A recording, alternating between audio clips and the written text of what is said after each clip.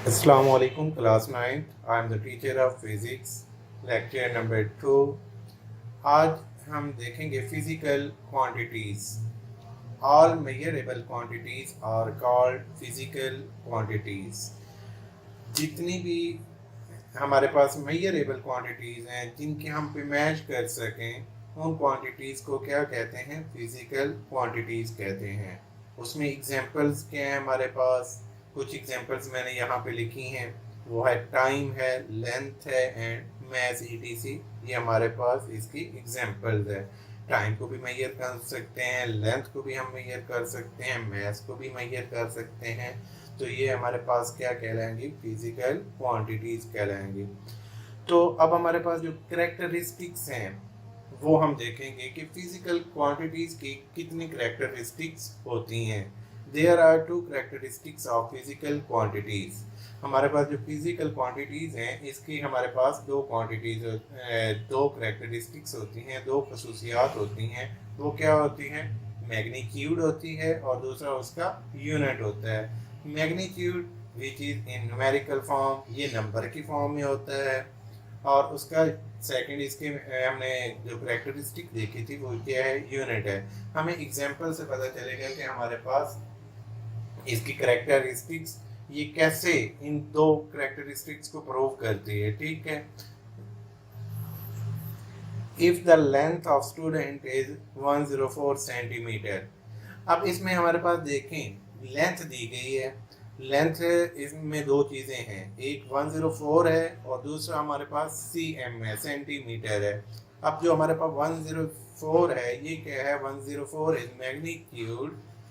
ये हमारे पास मैग्नीट्यूड है जो नंबर्स की फॉर्म में, न्यूमेरिकल फॉर्म में. Centimetre is the unit.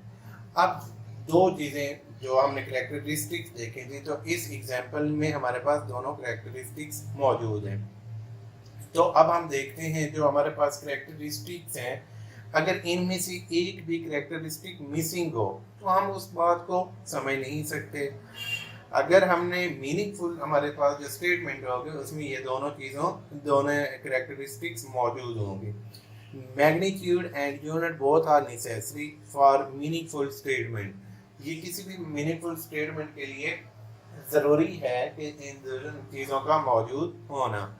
अगर इनमें से कोई भी चीज़ मिसिंग होगी तो हम उसे अंडरस्टैंड नहीं कर सकते, वो मीनिंगफुल स्टेटमेंट नहीं होगी, मीनिंगलेस होगी. अगर 104 बोल देते हैं तो उससे हमें कुछ नहीं पता चलेगा 104 किलोमीटर है, मीटर है, वेट है, क्या है, कुछ भी हमें आइडिया नहीं हो सकता. अगर सिर्फ यूनिट दिया गया होगा तो भी हमें नहीं पता चल सकता. सेंटीमीटर है, केजी हम दे देते हैं, कोई भी यूनिट दे देते हैं तो उससे हमें अंडरस्टैंडिंग नहीं होगी कि ये क्या है, किस चीज़ क्या है, कितनी है. तो इसलिए दोनों चीज़ों का होना ज़रूरी है. उसके बाद हमारे पास आ जाते हैं टाइप्स ऑफ क्वांटिटीज़ के. जो फिजिकल क्वांटिटीज़ हैं उनमें कितनी टाइप्स होती हैं? There are two types of physical quantities, एक बेस क्वांटिटीज़ और दूसरे हमारे पास ड्राइव्ड क्वांटिटीज़. पहले हम देखते हैं base quantities. Base quantities are the quantities on the basis of which other quantities are expressed. ये जो हमारे पास बेस क्वांटिटीज़ हैं इनकी बुनियाद पे दूसरी क्वांटिटीज़ को बयान किया जाता है, एक्सप्रेस किया जाता है, उनको हम लिख सकते हैं. अगर हमारे पास बेस क्वांटिटीज़ नहीं होंगी तो हम ड्राइव्ड क्वांटिटीज़ नहीं बना सकते हैं. These are the foundation of other physical quantities. ये बेस होती है, इनके बगैर पॉसिबल नहीं है किसी और यूनिट को डिफाइन करना और किसी और क्वांटिटीज़ को डिफाइन करना. There are 7 physical quantities which are given below. हमारे पास 7 क्वांटिटीज़ हैं जिनको हम फिजिकल क्वांटिटीज़ का नाम देते हैं, जो हमारे पास बेस क्वांटिटीज़ हैं. लेंथ है, मैस है, टाइम है, इलेक्ट्रिक करंट है, टेम्परेचर है और 6 इंटेंसिटी ऑफ लाइट और 7 इज अमाउंट ऑफ सब्सटेंस. ये हमारे पास 7 फिजिकल बेस क्वांटिटीज़ हैं. उसके बाद हम देखते हैं derived quantities. Derived quantities are the quantities that are expressed in term of base quantities. ये base quantities की ही बुनियाद पे इनको ड्राइव्ड क्वांटिटीज़ को हम एक्सप्रेस कर सकते हैं, बयान कर सकते हैं, और called derived quantities. Some examples, some derived quantities are, ये उसकी एग्जांपल्स दी गई हैं, एरिया है, वॉल्यूम है, स्पीड है, फोर्स है, ये सारे के हमारे पास ड्राइव्ड क्वांटिटीज़ हैं। उसके बाद हमारे पास आ जाते हैं यूनिट। यूनिट क्या होता है? Once a standard set for quantity, कोई भी स्टैंडर्ड हम बना लेते हैं किसी चीज़ को मेजर करने के लिए, तो इसको क्या बोलते हैं? स्टैंडर्ड सेट कहते हैं। Then it can be expressed, इनको फिर किस में बयान किया जाता है? In term of that standard quantities. इनको फिर स्टैंडर्ड क्वांटिटीज में जब एक्सप्लेन करते हैं, उसमें डिसॉल्व करते हैं, तो ये क्या बन जाते हैं? This standard unit is called a unit. ये फिर यूनिट बन जाता है। उसके बाद है, ये हमारे पास जो यूनिट्स हैं, ये कब, कहाँ और कैसे बयान किए गए, कहाँ पे इनका अडॉप्ट किया गया? The 11th journal conference on wait and measures, ये वेट और मेजर्स के मुतालिक कॉन्फ्रेंस हुई थी। 11th जर्नल कॉन्फ्रेंस थी, ये पेरिस में मुनक़िद हुई 1960 में। The 11th journal conference on wait and the Measures held in Paris in 1960। तो उसमें ये यूनिट्स को बयान किया गया कि हमने कौन कौन से यूनिट्स को कैसे कैसे बयान करना है, कौन कौन सी यूनिट्स को हमने अप्लाई करना है। इम्प्लीमेंटेशंस हुई थी। एसआई यूनिट, ये adopted a worldwide system of measurement called international system of units।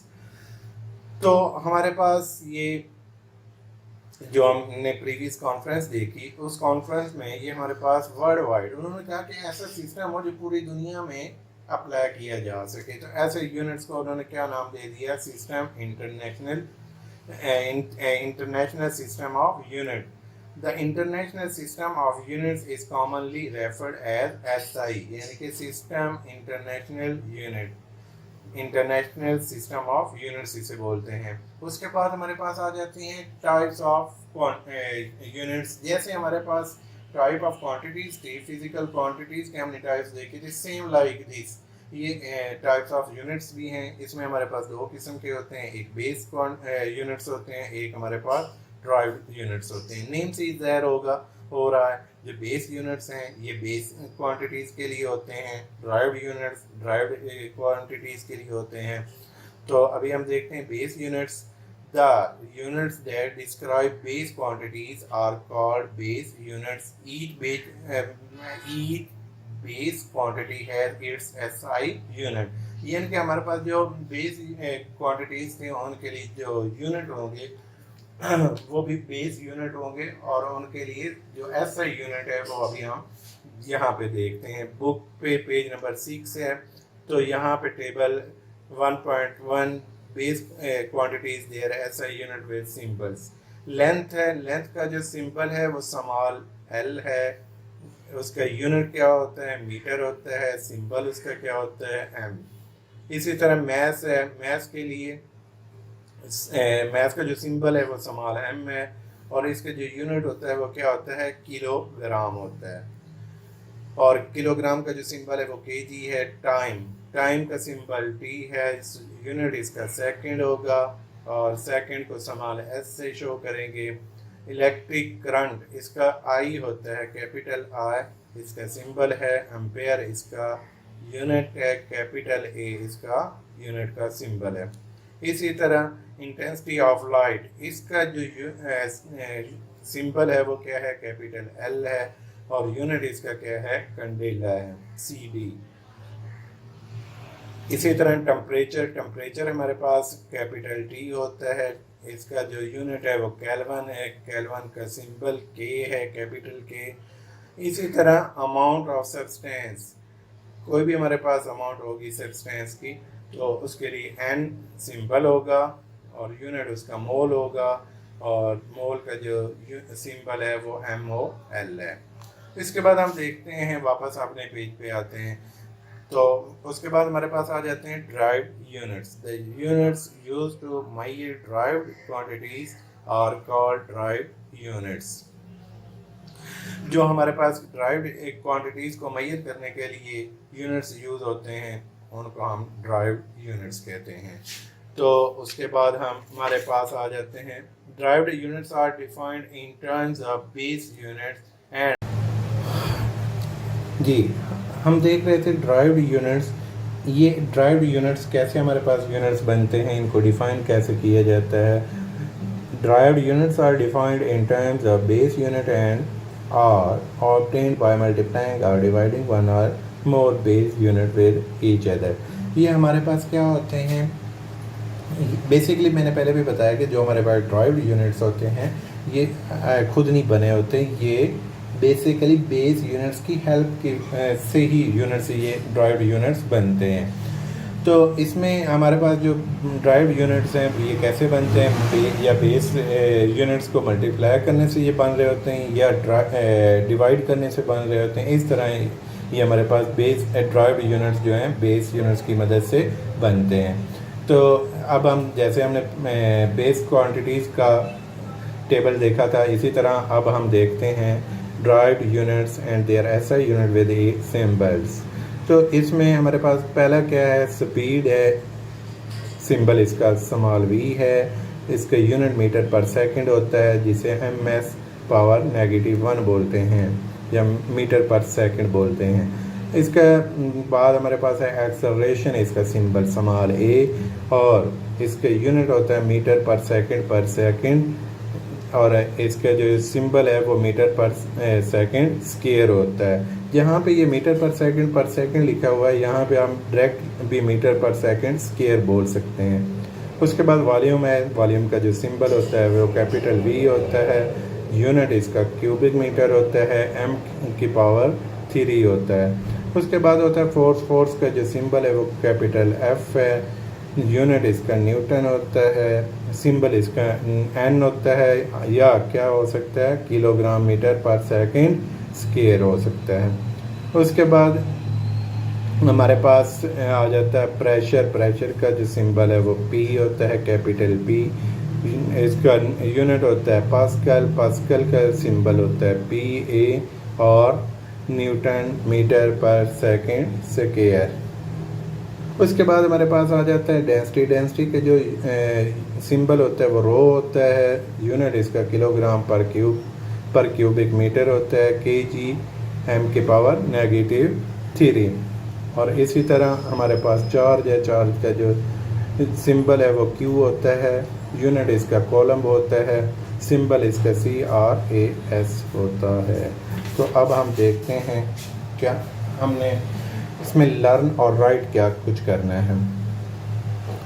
इन चीज़ों को आपने अच्छे तरीके से लर्न करना है ताकि टेस्ट के दौरान आपके अच्छे मार्क्स आ सकें। पहला क्वेश्चन है what are the physical quantities, second one what are the characteristics of physical quantities, explain.